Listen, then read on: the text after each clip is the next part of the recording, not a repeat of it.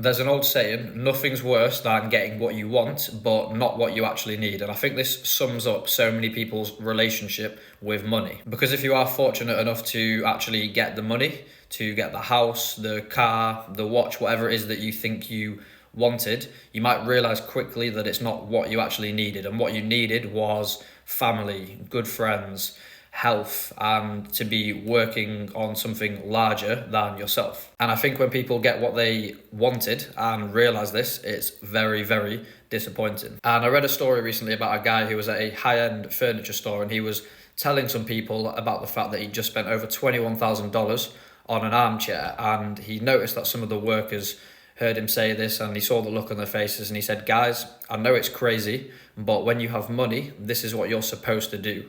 And the bit that got me was the fact that he said supposed to do.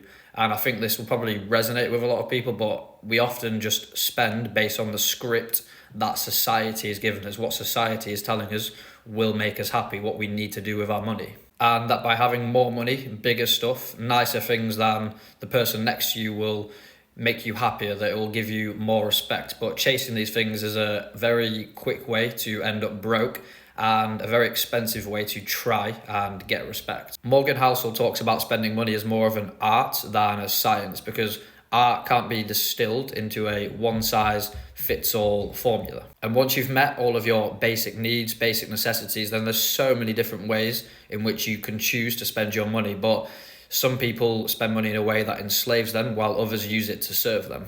And I just want to finish this off by saying I'm not against nice things. I do think buying stuff that you actually value can bring you joy. And I do think it's really good to aim high in life and to try and be successful in whatever it is that you do. But a big house only brings you joy if you've got the right people, if you've got health, if you've got purpose in your life to be able to enjoy the time in that house. Otherwise, you're probably going to feel empty. So I'd say first, understand what you actually need in life, what's most important to you. And then once you've established that, you'll be able to use money as a tool to serve you.